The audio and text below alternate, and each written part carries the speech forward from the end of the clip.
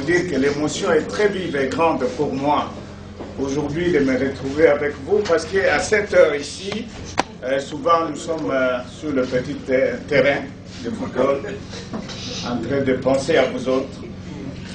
Et je voudrais dire très sincèrement que l'UNC c'est une grande famille. Et cette grande famille, l'artisan principal, je ne vais pas flatter, il s'appelle Vital Kamerhe. Ça, il faut...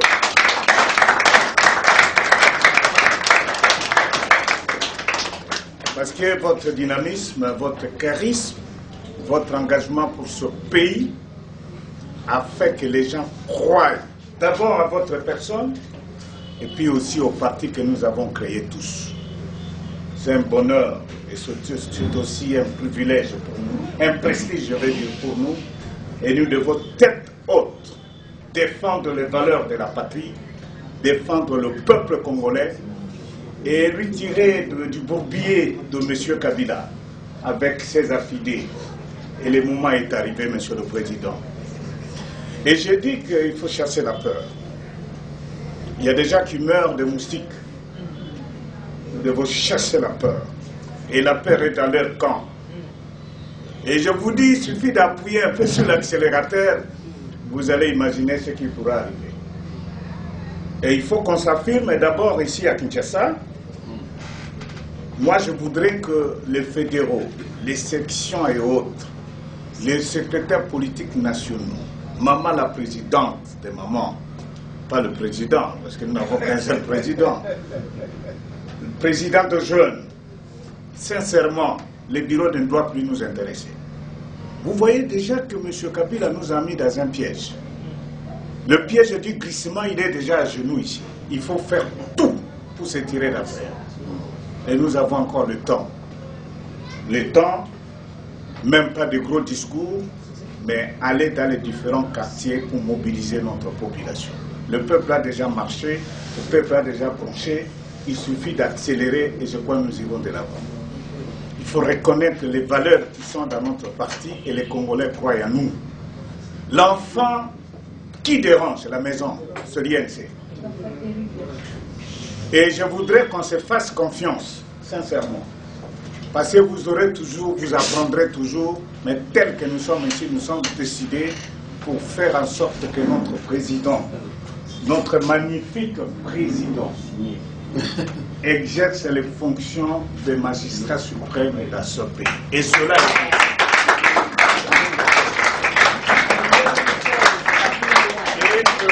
on n'a pas à hésiter.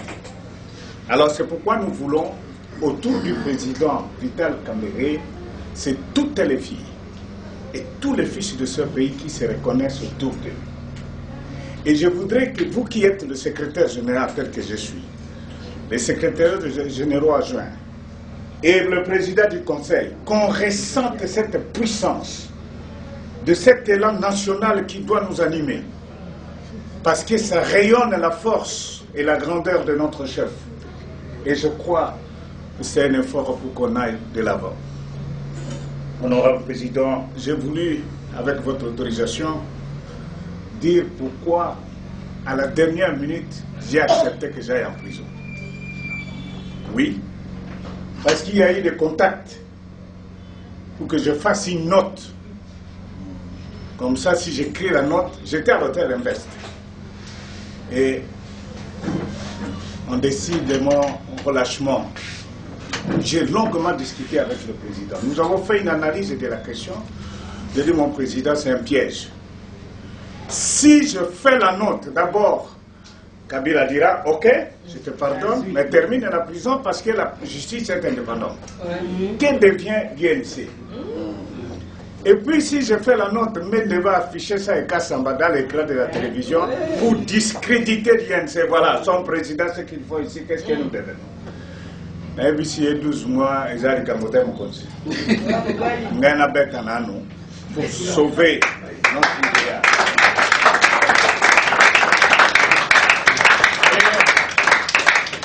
Le bonheur en cela, c'est quoi? C'est qu'en prenant cette décision, le parti m'a accompagné jusque dans ma cellule. Et je vais vous raconter, je l'ai dit une fois, mon président, Maman Clavier a organisé un buffet à l'intérieur de la prison. Elle a amené 10 marmites et autres, et tous les prisonniers viennent se servir là.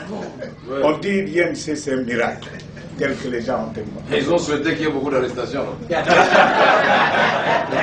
Nous sommes déjà très grands, très forts, nous devons nous confirmer.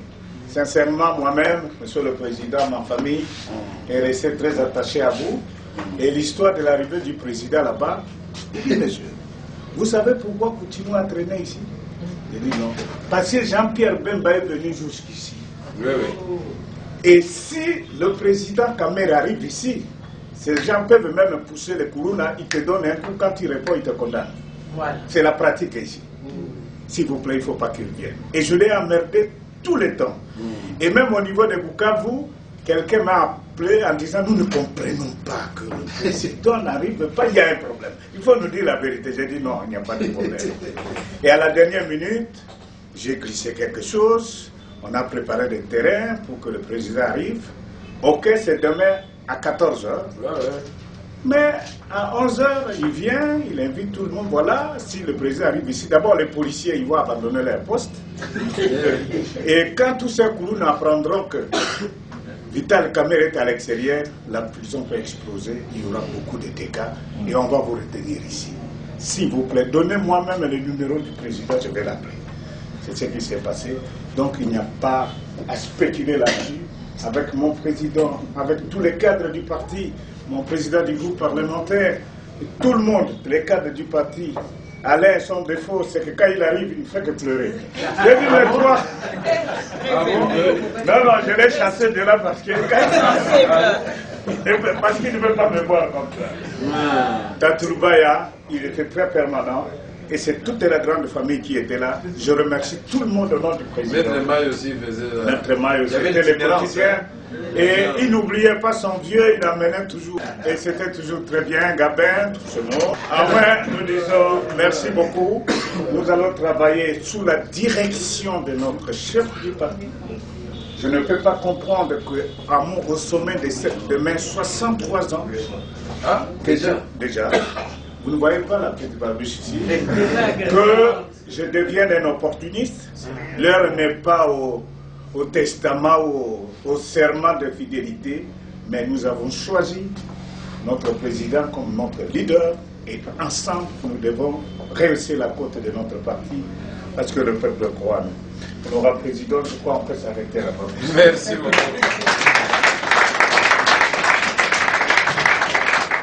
Chacun de vous a ressenti l'émotion que nous avons tous ressentie et nous a rappelé que nous sommes la même famille. Ce qui est arrivé au secrétaire général peut arriver à chacun de nous. Et le secrétaire général dit que la vie après la vie ici de liberté continue là en prison. Et je ne cessais de le dire que la prison est faite pour les hommes. On souffre, mais c'est une souffrance qu'on appelle sacrifice pour le peuple. Mais nous n'allons pas provoquer des histoires d'arrestation. Nous voulons que notre secrétaire général soit libre à jamais. Et que jusqu'à ce qu'il va exercer ces grandes fonctions qui lui sont déjà prédestinées par le destin, par Dieu. Parce que Dieu sait chacun de nous ce qui va devenir demain. Il faut avoir foi.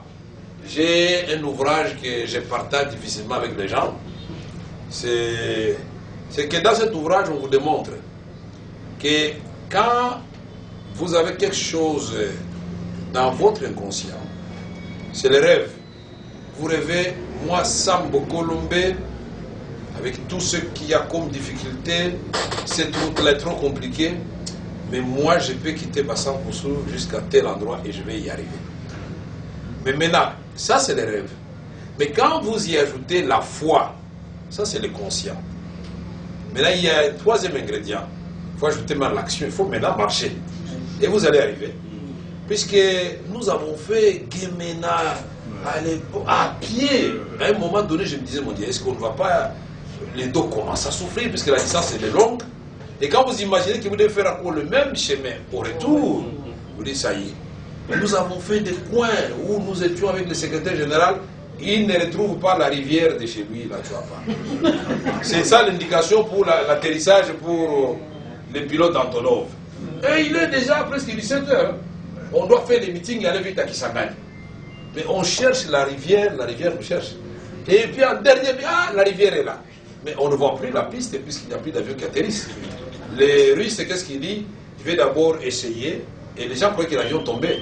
Il vient là, il passe en oblique pour mesurer la piste.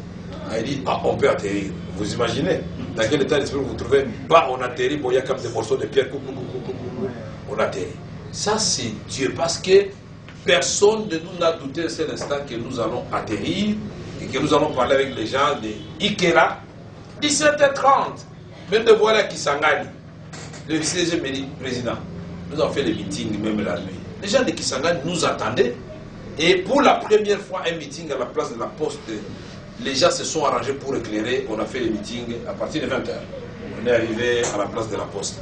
De la foi, c'est quelque chose qui s'accomplit, mais il faut avoir déjà un rêve. Notre rêve à nous tous, c'est que le Congo ici doit devenir un pays respecté dans les concerts des nations, et son peuple doit s'épanouir.